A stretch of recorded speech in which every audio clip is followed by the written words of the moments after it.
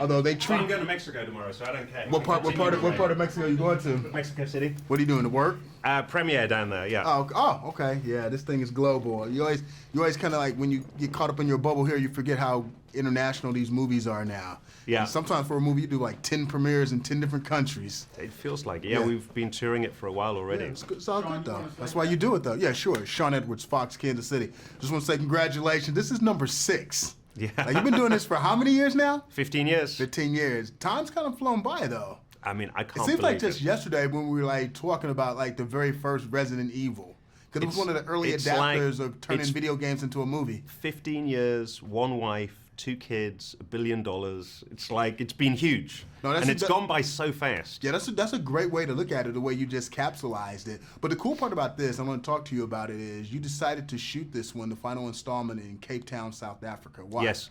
Amazing locations. You know, I found these locations. There's an abandoned freeway in the movie, and it's 1.5 miles long.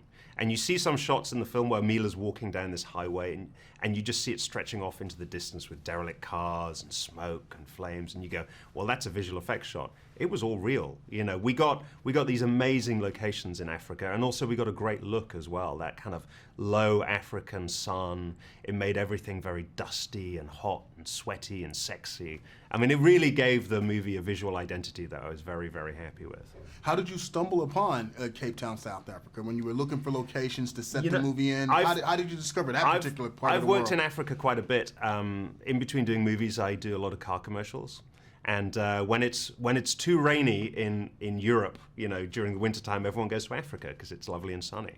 So I'd been down there, and I'd worked with the crews a lot, and the South African crews were amazing, like as good as anywhere else in the world, and the locations were phenomenal, and so I was very excited to go and shoot a movie there. Well, tell me this, when you weren't busy shooting a movie, which probably did take up 99.9% of your time, what did you enjoy most, or where did you go that you found particularly interesting in Cape Town?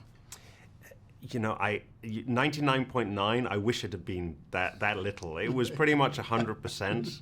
You know, Table Mountain, which is one of the most beautiful things on Earth that I've ever seen, the way the cloud spills off the top of Table Mountain. You know, Milla didn't even get to go up there. There's a cable car that goes up. We never even had time to like get on a cable car and go up there. You know, when Milla works on these movies, she's so committed. I mean, it's 100%. And we lived in Africa for 7 months.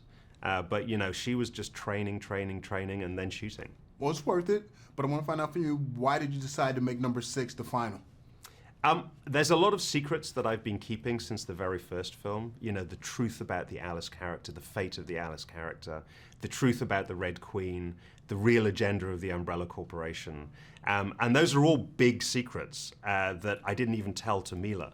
So it was time to kind of let those secrets out and tell the audience. And I think when you see them, I think an audience will be shocked. And then also it'll make you want to kind of rewatch all of the other movies again in a new light. So you were pretty confident you were going to get this far.